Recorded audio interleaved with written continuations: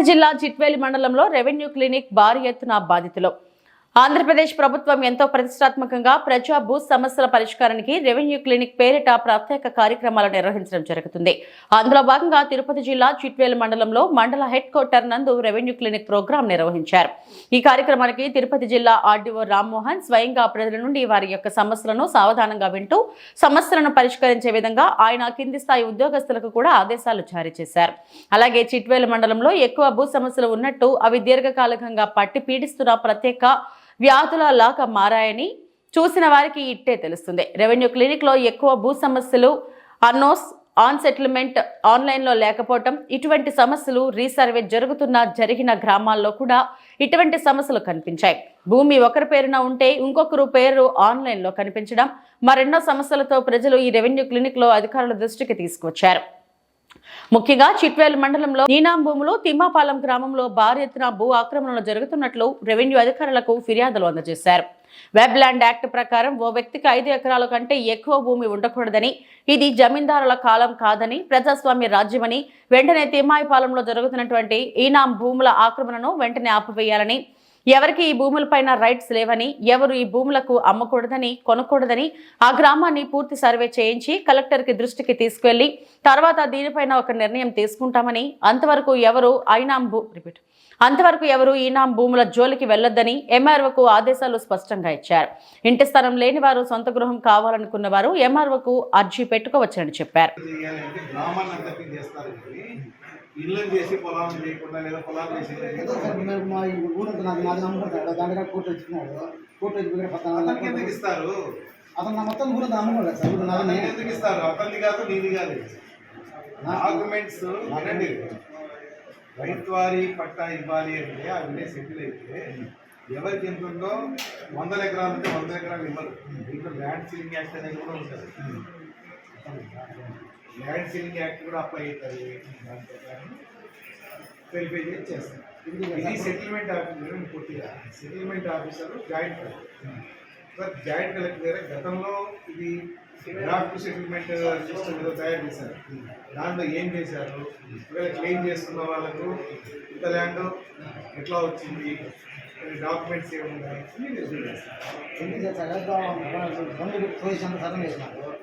నేను తెచ్చుకుంటే మా చుట్టూ పెళ్లి చేశాను సార్. మా చుట్టూ కుమారం మేడం వచ్చి పోలీసు బంధువులు పెట్టి నా చుట్టూ వెళ్ళాను. కనీసం ఒక నోటీస్ కూడా ఇవ్వాలి. ఒక నోటీస్ కూడా ఇవ్వాలి సార్. ఒక నోటీస్ ఎన్ని రోజులు అయింది? ప్రభుత్వం వచ్చిన ఒక 2 నెలలు సార్. ఇప్పుడు ఏం చేస్తున్నారు? ఇప్పుడు కూడా చేస్తున్నారా? ఇప్పుడు సార్ నేను ఎక్కడ వదిలేసుకున్నాను సార్. నువ్వు ఏంటో అయినావా? నేను తినుకున్నాను సార్. మళ్ళీ అమ్ము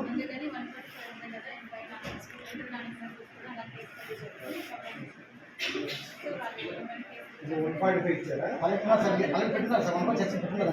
ఎవరైతే ఇప్పుడు ఇవ్వలేదు కానీ నేను సార్ బాగా 10 రోజులు చేసి పెట్టుకొచ్చి మేడం వాళ్ళు మాట్లాడినా ఫోటోలు పెట్టినా అన్నీ పెట్టినా కానీ ఎలాంటి రెస్పాండ్ అది మేము నువ్వు నిదానంగా మాట్లాడు. నువ్వేమో పరిగెడతా ఉన్నావు అట్లా కాదు, నిదానంగా చెప్పు. వింటా కదా ఏం చేస్తున్నావు కదా. ఇప్పుడు నేనేమంటా అంటే నీ రిక్వెస్ట్, మెయిన్ రిక్వెస్ట్ ఏంటి? నా దగ్గర చేయలేదు సార్. దాన్ని ఊరు చేయడం ఎవరు ఎంటర్ కాకుండా వాళ్ళు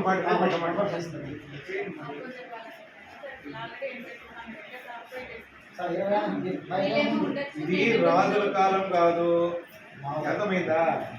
ఇప్పుడే మనకు అవన్నీ ఎకరాలు 100 ఎకరాలు ఆక్రమిస్తా అంటే కుదరదు. ల్యాండ్ సీలింగ్ యాక్ట్ అనేది ఒకటి వచ్చింది. ల్యాండ్ సీలింగ్ యాక్ట్ ప్రకారం కుటుంబానికి ఎంతైతే ఉండదో అది కూడా వాళ్ళ హక్కు పత్రాలు ఉంటే ఆ ప్రకారం చూస్తారు తప్ప మనం 200 ఎకరాలు 300 ఎకరాలు ఆక్రమించుకోండి అంటే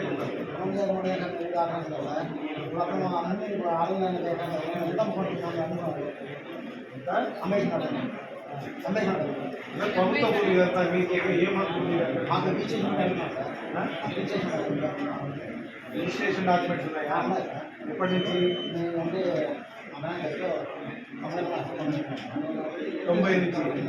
యాక్ట్ ఎప్పుడు వచ్చింది తెలుసా? ఇనాం యాక్ట్ మరి తెలియదు కదా నీకు. నేను చెప్తున్నది అదే.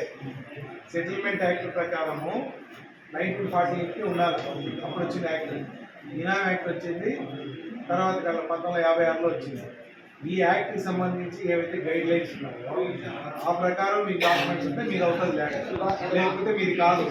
నేను 90లో కొనుక్కున్నా 2000లో కొనుక్కున్నా నాది అందుకే నీది కాదు వాళ్ళది కాదు, మొత్తం ఎంక్వైరీ చేసి జాయింట్ కలెక్టర్తో ఎప్పుడు పెట్టారు?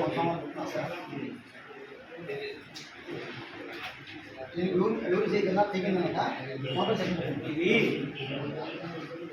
145 సెక్షన్ పెట్టాలనేది నువ్వు చెప్తే పెట్టరు. బేస్ తీసుకొని 145 ఏ పరిస్థితుల్లో పెడతారో దాని ప్రకారం పెట్టాలి. ఇది 145 సెక్షన్ లైఫ్ లాంగ్ ఉండదు బాబు. 145 సెక్షన్ లిమిటెడ్ పీరియడ్ ఉంటుంది లేదా 1 ఇయర్ ఉంటుంది. మళ్ళీ దాన్ని ఎక్స్టెండ్ చేయాలి అవసరాన్ని బట్టి. అర్థమైందా? ఇది మేము ఎందుకు పెట్టాలా పెట్టకూడదా, ఈ అన్సెటిల్ విని ఎలా చేయాలని మేము చెక్ చేస్తాము. ఇంక కరెక్ట్గా ఆన్సర్ చెప్తాము. అదే సార్ మనం చికెన్ ప్రాబ్లం పని చేస్తున్నాం కదా, మేమైతే ఆపుతున్నారు వాళ్ళు పని చేసుకుంటున్నాం. మా ఎవరిని చేయలేదు, వీళ్ళని చేయలేదు, వాళ్ళని చేయలేదు, ఎవరిని చేయలేదు, వీళ్ళని వాళ్ళ ఇద్దరికి చేయలేదు.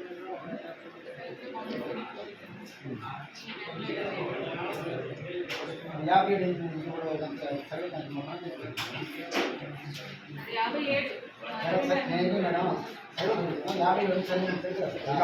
అది అన్సెటిల్ విలేజ్ అయినప్పుడు విలేజ్ మొత్తం సర్వే చేయిస్తాము. డ్రాఫ్ట్ ఎఫ్ఎల్ఆర్ ఉంటుంది, దాని ప్రకారం ఏం జరిగింది అనేది కూడా నేను వెరిఫై చేసి చేసుకుంటాను.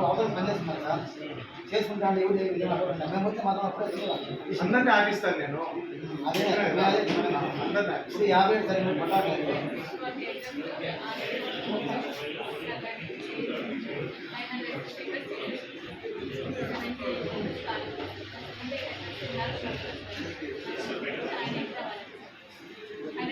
ఇద్దరు మంచి ఉన్నారా? ఇద్దరు మొత్తం 16 మంది బాగా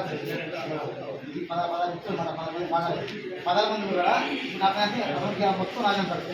ఇప్పుడు ఒకప్పుడు ఒక ఊరికి ఒక క్యాస్ట్ సర్వీస్ చేసేటప్పుడు సర్వీస్ ఇనామ్స్ ఉన్నాయి. ఇప్పుడు సర్వీస్ ఇనామ్స్ అనేటివి సర్వీసెస్ లేవు. అర్థమైందా? మీ ఇలామాబాద్ యాక్ట్ ప్రకారం చర్యలు తీసుకుంటారు. అంతవరకు ఓపిక పట్టండి. నువ్వు అడిగినట్టుగా ఎవరిని ఎంటర్ చేసి